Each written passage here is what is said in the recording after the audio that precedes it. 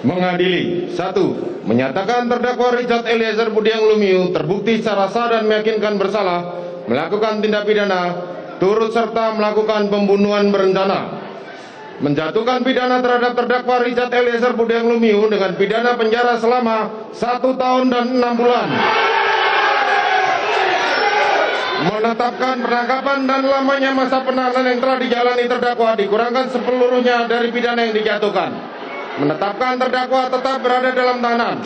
Menetapkan terdakwa sebagai saksi pelaku yang bekerja sama atau justice kolaborator. Menyatakan barang bukti adalah sebagaimana dalam surat tuntutan jaksa penuntut umum. Membebankan terdakwa untuk membayar biaya perkara sebesar Rp5.000. Halo, what's up guys, welcome to my channel. Seperti yang kita tonton tadi di video yang tadi ya, bahwa ini siapa namanya nih, Richard Eliezer, ini sidang terakhirnya guys. Jadi dia divonis penjara 1 tahun 6 bulan, ya 1 tahun setengah lah ya.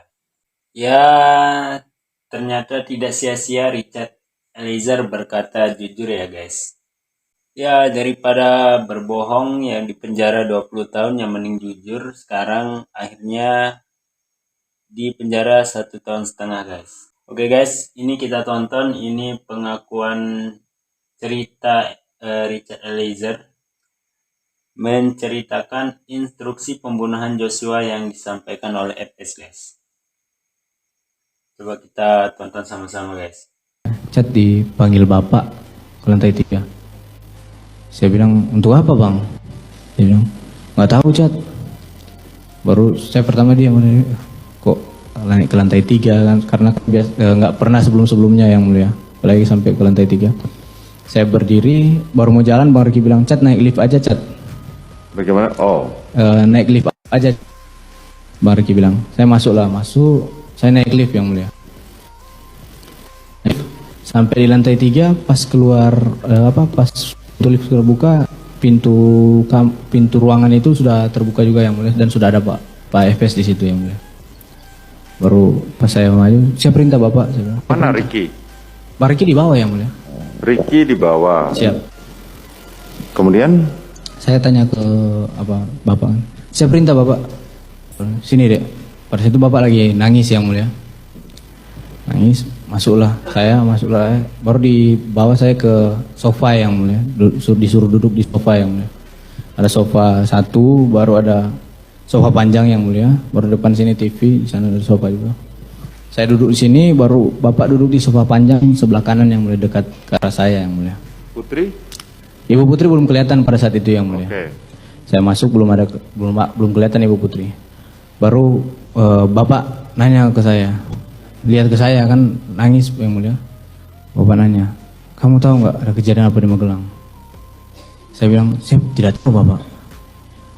Baru nggak lama kemudian ibu masuk, duduk di samping Pak FS yang mulia. Ibu PC masuk, duduk di samping ibu. Bapak habis nanya ke saya itu nangis dulu yang mulia. Jadi habis ngobrol nanya itu, saya bilang saya tidak tahu. Saudara Putri duduk di mana? Di samping Pak FS yang mulia. Oke. Baru habis bapak masih nangis ini, saya ini ada kejadian apa bilang. Baru dia bilang, Joshua ibu sudah dilecehkan sama Joshua. Baru habis itu nangis lagi yang mulia. Saya pas dengar itu saya kaget yang mulia. Wah, kok kayak gini kan? Sampai maksudnya sampai kok bisa sampai ada Joshua bisa lecehkan ibu kan? Saya kaget juga. Saya takut juga pada saat itu yang mulia, karena posisinya kan bapak ada di Jakarta, terus kami yang di Magelang yang mulia. Jadi takut bapak marah ke saya kan. Baru setelah dia nanya itu nangis lagi yang mulia.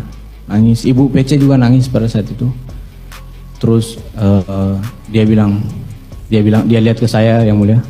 Dia lihat ke saya, jadi memang kurang ajar anak itu. Dia langsung bilang, memang kurang ajar anak itu. Baru dia bilang, sudah nggak saya dia udah hina harkat dan martabat saya. Baru dia bilang, dia pegang kerannya bajunya yang mulia. Dia bilang, gak ada gunanya pangkat saya ini Chat. kalau keluarga saya dibeginikan. Saya juga langsung diam juga pada saat itu yang mulia. Serba salah juga, takut juga saya yang mulia.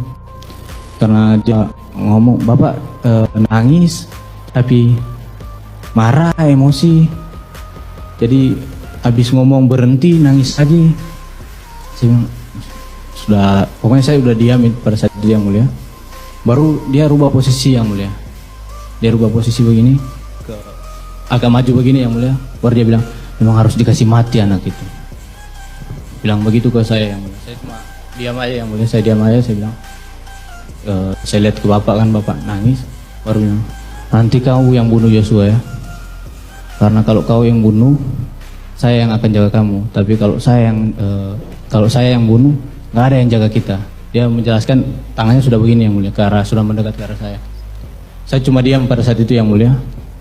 Diam, baru dia bilang ini. Jadi gini Chat, lokasinya di 46. Dia bilang ke saya, lokasinya di 46. Nanti di 46 itu ibu dilecehkan sama Joshua. Terus ibu teriak, kamu respon, terus Joshua ketahuan, Joshua tembak kamu, kau tembak balik Joshua, Joshua yang meninggal. Pada saat itu saya langsung kaget yang mulia. Ya, pada saat terdakwa Ferdi Sambo menyampaikan hal itu kepada saudara, Siap yang mulia. itu dengan suara berbisik atau suara yang terdengar? Yang suaranya menurut saudara Putri dengar? Ibu di samping yang mulia. Artinya dia pasti mendengar. Pasti mendengar yang mulia. Pasti mendengar. Pasti mendengar. Oke guys, jadi kita sudah dengar guys. Emang ternyata ini pembunuhan berencana guys. Udah direncanakan sebelumnya oleh Ferdi Sambo guys. Bagaimana menurut kalian guys? Coba tulis di komen guys.